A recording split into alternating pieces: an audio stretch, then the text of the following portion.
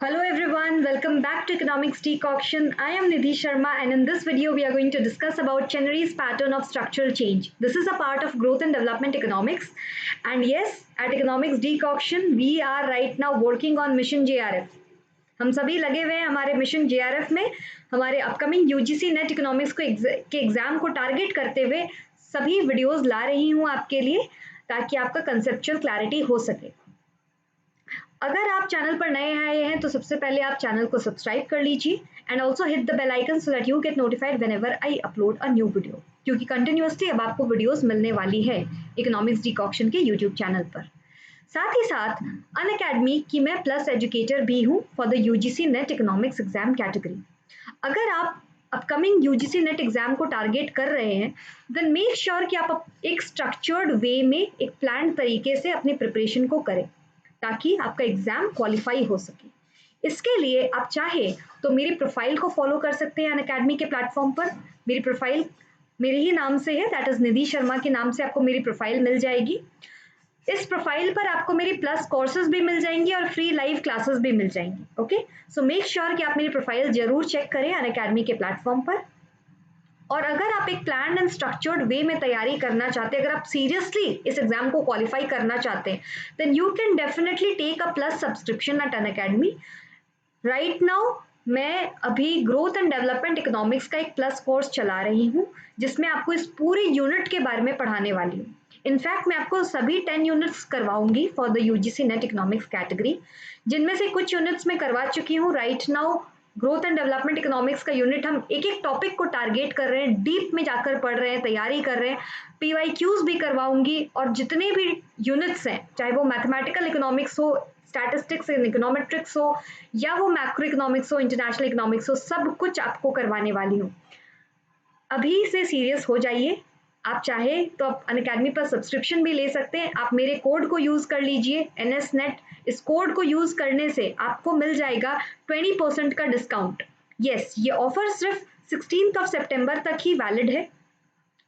आप NSNET code को use करके 20% का डिस्काउंट ले सकते हैं। आप चाहे तो 3 मंथ्स का सब्सक्रिप्शन ले सकते हैं, 6 मंथ्स का ले सकते हैं, 12 मंथ्स का ले सकते हैं, that depends upon you. But this is a right time to invest in your dream JRF। Okay, subscription ले लीजिए, NSNET कोड यूज करके बेस्ट डिस्काउंट ले लीजिए और अपनी तैयारी को एक सीरियसली एक फ्लो दीजिए, एक पैटर्न दीजिए so that you can qualify the exam in this attempt. Also if you want to stay connected to me, आप जरूर मेरे टेलीग्राम चैनल को ज्वाइन कर लीजिए। मेरे टेलीग्राम चैनल का नाम है इकोनॉमिक्स डिकॉक्शन। जैसे ही आप टेलीग्राम पर सर्च करेंगे ऐसा ही मरून कलर का लोगो आपको नजर आ जाएगा। Make sure that you join my Telegram channel because मैं अपनी क्लासेस के लिंक्स, अपडेट्स, टाइमिंग्स सब कुछ अपने टेलीग्राम चैनल पर ही शेयर करती हूँ। इकोनॉमिक्स रिलेटेड अपडेट्स भी आपको मिलते रहेंगे। So make sure that you join the Telegram channel as well and yes, classes को जरूर फॉलो किया करिए। ओके, चाहे वो फ्री क्लासेस हो या पेड क्लासेस हो। Now, getting into the topic of today's video, that is Chenery's pattern of structural change. Hollis Chenery studied the pattern of development in many LDCs during the post-war period, and he identified some common characteristics in their patterns of structural changes that those LDCs experienced during their process of economic development. LDC का क्या मतलब है? Less developed countries. तो ये जो Hollis चेनरी sir थे, इन्होंने study किया था pattern of development in the LDCs, in the less developed countries. कब इन्होंने स्टडी किया था? During the post war period. War के बाद का जो पीरियड था उस वक्त इन्होंने काफी LDCs को स्टडी किया कि इनका इकोनॉमिक डेवलपमेंट पैटर्न क्या है, कौन से पैटर्न को फॉलो करके ये लोग इकोनॉमिक डेवलपमेंट करते हैं।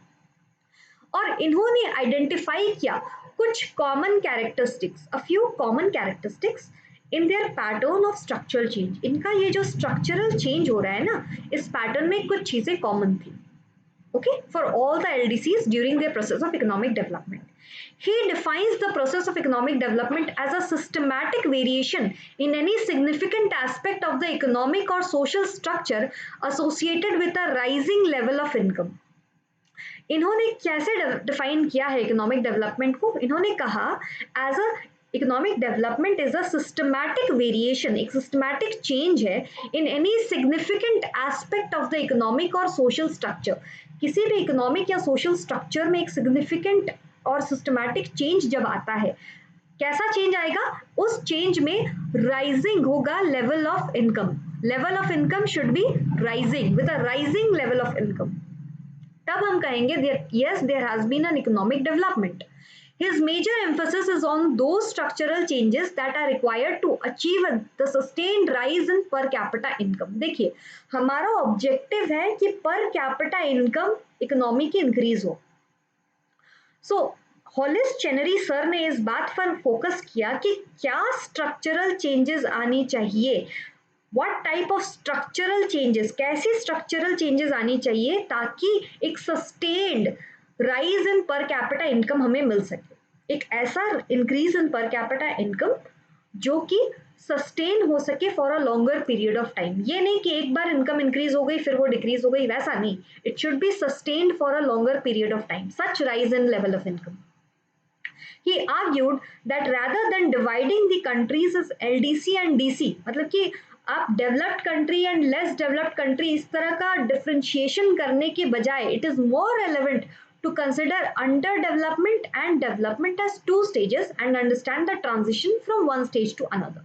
Okay, it's a very beautiful thought. इन्होंने कहा कि आप इस तरह का डिफरेंस मत क्रिएट करिए कि ये डेवलप्ड कंट्री है, ये लेस डेवलप्ड कंट्री है, ये डीसी है, ये एलडीसी है, ऐसा डिफरेंस मत क्रिएट करिए, बल्कि you should think in such a manner कि दो स्टेजेस है हमारे पास, एक है अंडर डेवलपमेंट स्टेज, एक है डेवलप्ड स्टेज. अब हमें ये देखना होगा कि कोई कंट्री, कुछ कंट्रीज है या तो वो डेवलप्ड स्टेज में है और कुछ कंट्रीज हैं जो कि अंडर डेवलप्ड स्टेज में. ठीक है, सो हमें ये देखना होगा कि कैसे हम अंडर डेवलप्ड स्टेज में जो कंट्रीज हैं उनका स्टेज को इंक्रीज करके उन्हें हम डेवलप्ड स्टेज में कैसे पहुंचाएं. This should be our focus. Okay, ये माइंडसेट, ये पर्सपेक्टिव होना चाहिए हमारे पास. He defines transition as a set of structural changes that have almost always accompanied the growth of per capita income during the post-war period. इन्होंने कहा कि ये जो structural changes हम लाएंगे ना, ताकि जो कंट्रीज अंडर डेवलप्ड स्टेज में है वो ऊपर उठकर डेवलप्ड स्टेज में पहुंच जाए, उसमें हमेशा ही स्ट्रक्चरल चेंजेस के साथ साथ growth of per capita income भी होना चाहिए. दो चीजें होनी चाहिए, एक तो आप स्ट्रक्चरल चेंज करोगे और वो स्ट्रक्चरल चेंज इस तरह का हो जिसमें आपकी पर कैपिटा इनकम इंक्रीज हो रही है. अगर ये हो सकेगा तभी हम कहेंगे कि जो कंट्रीज लेस डेवलप्ड या फिर अंडर डेवलप्ड स्टेज में है वो डेवलप्ड स्टेज में पहुंच जाएगी. ओके, ये था basic meaning of the Chenery's pattern of structural change.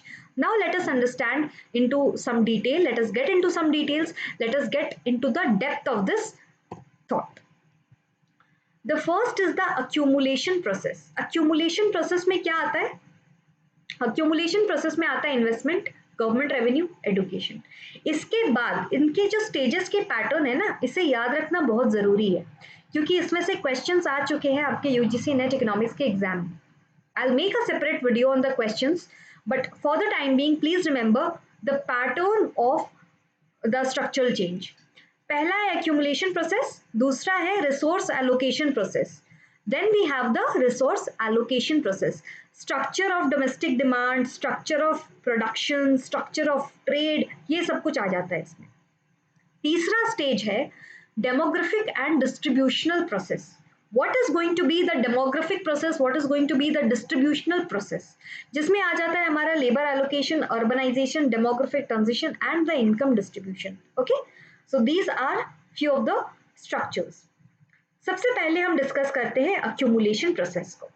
Accumulation is the use of resources to increase the productive capacity of the economy. Okay? सबसे पहला काम हम क्या करते हैं? अगर हमें डेवलपमेंट करना है, if you want to develop, the first thing that we have to do is we have to accumulate the resources.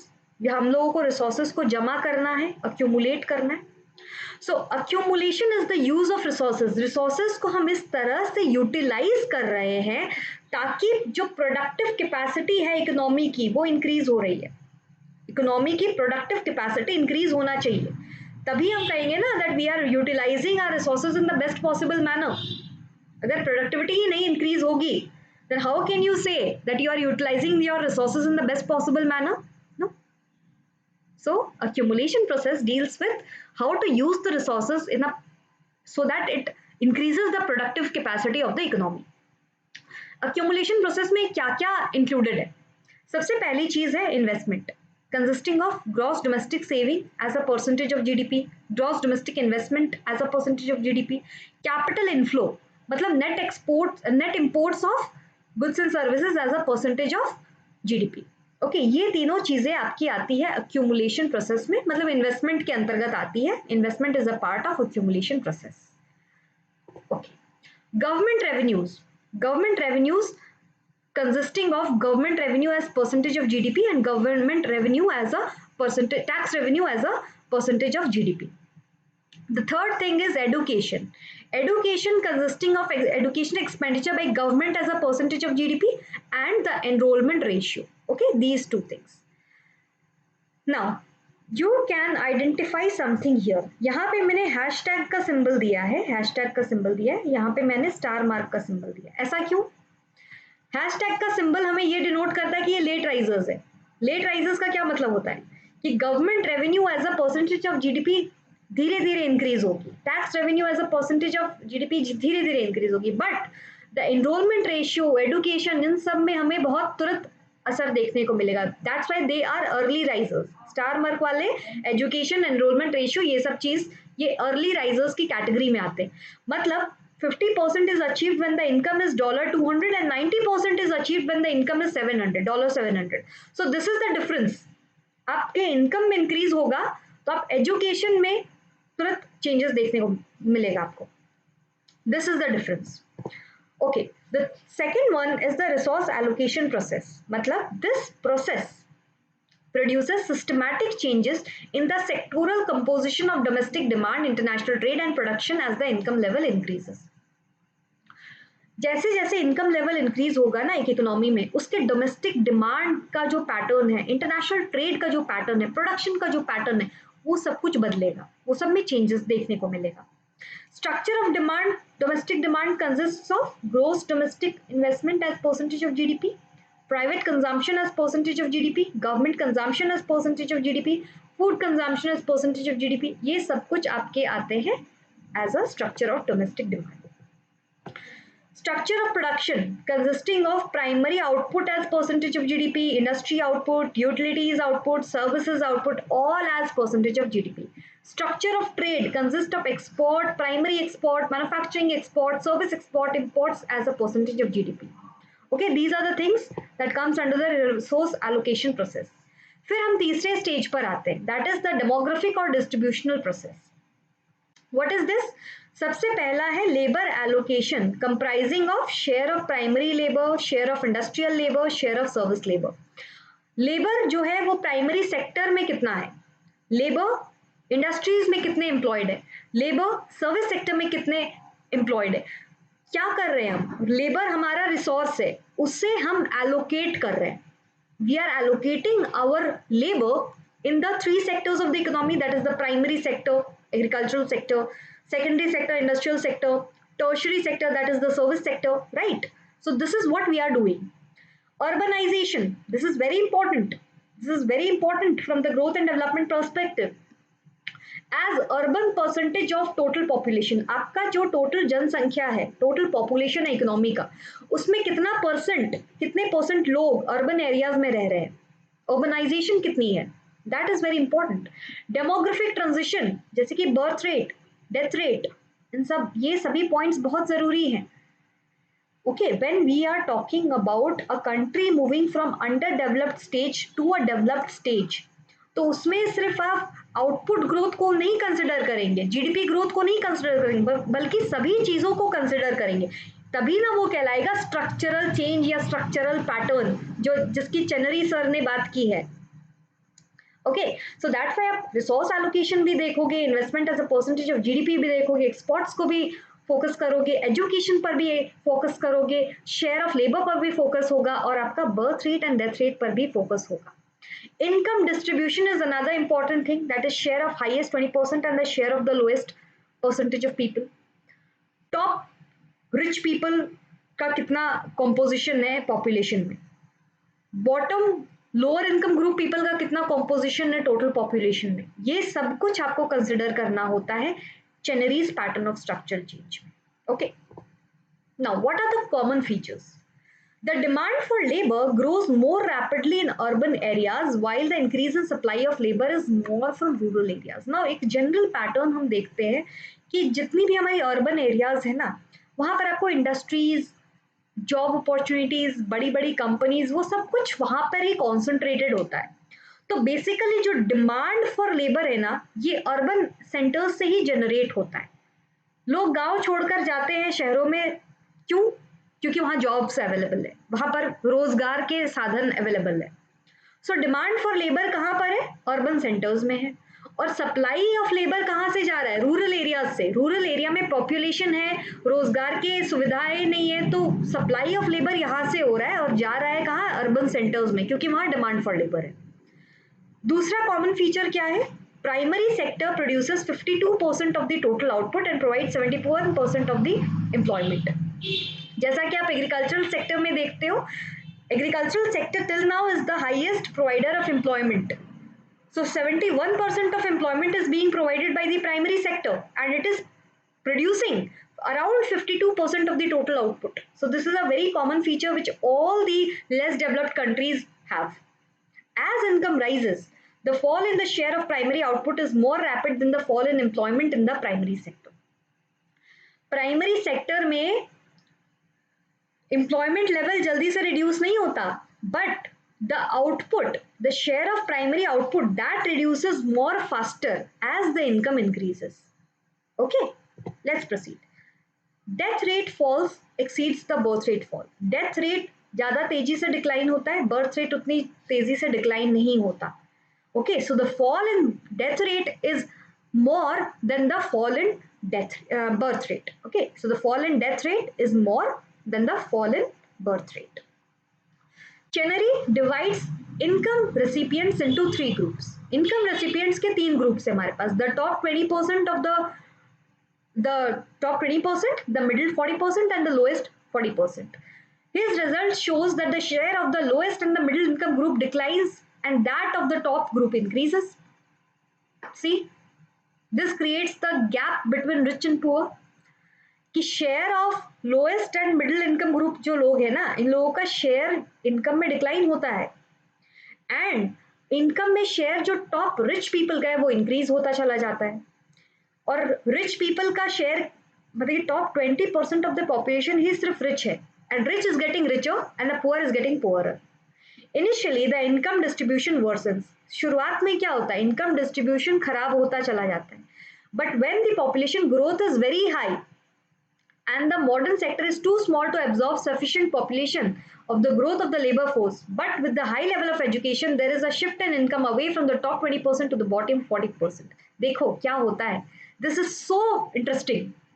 Initially क्या होता है कि इनकम डिस्ट्रीब्यूशन खराब होता चला जाता है. मतलब आप जब डेवलपमेंट की तरफ जा रहे हो ना, अंडर डेवलप्ड स्टेज से आप जब डेवलप्ड स्टेज की तरफ जा रहे हो, आपकी इकोनॉमी जा रही है, तो उस वक्त ये जो gap between rich and poor है, ये जो income distribution between rich and poor है, ये अनइवन रहता है. मतलब the rich is getting richer and the poor is getting poorer. लेकिन जब पॉपुलेशन ग्रोथ बहुत हाई है, क्यों हाई है? Because death rate is falling but the birth rate is still high. Okay, so when there is an increase in population and the modern sector is too small to absorb, population ज़्यादा है आपके पास, job opportunities उतनी है नहीं, a sufficient proportion of the growth of the labor force remains, मतलब they do not get absorbed by the urban centers, क्योंकि urban centre में इतना जॉब अवेलेबल नहीं है जिस रेट से आपकी पॉपुलेशन इंक्रीज हो रही है. लेकिन समय के साथ साथ क्या होगा, इंपॉर्टेंस आएगा एजुकेशन डेवलपमेंट की. जब आप एजुकेशन को डेवलप करोगे ना, with the high level of education, education ही वो रास्ता है जिसकी मदद से आप ये जो वेरिएशन इन इनकम डिस्ट्रीब्यूशन है उसे आप रिड्यूस कर सकते हैं. But with the high level of education there is an shift of income away from the top 20% to the bottom 40%. Income जो कंसंट्रेट हो गया रिच के हाथों में, वो फिर शिफ्ट हो जाएगा lower income group and middle income group people के हाथों में. How? With the help of education, because people will be educated, they will be innovative, they will come up with something new, or they will open up a source of income generation for themselves. Okay, so this is how the Chenery's pattern of structural change follows. I hope आपको कुछ नया सीखने को मिला होगा. Thank you so much for watching this video. Video पसंद आई हो तो लाइक जरूर कीजिएगा, चैनल को सब्सक्राइब कर लीजिए और अपने फ्रेंड्स के साथ शेयर भी कीजिएगा. कमेंट सेक्शन में प्लीज मुझे बताइए आप और कौन से टॉपिक्स पर वीडियो चाहते हैं. That will be very helpful for you as well as for me. Okay, and साथ ही साथ अगर आप दिसंबर अटेम्प्ट को या फिर अपकमिंग यूजीसी नेट एग्जाम को टारगेट कर रहे हैं, then make sure that you join my classes at Unacademy. और लिंक्स सारे डिस्क्रिप्शंस में प्रोवाइड कर दिए गए हैं. मेरे प्रोफाइल का लिंक भी है, मेरे इंस्टाग्राम का लिंक भी है, और आप चाहें तो अभी इस ऑफर का बेनिफिट भी ले सकते हैं. दैट इज 20% ऑफ आपको मिल जाएगा अगर आप मेरा रेफरल कोड यूज करते हैं तो. ठीक है, मिलते हैं किसी नए वीडियो में. Till then, happy learning all of you. Keep studying. Okay, thank you.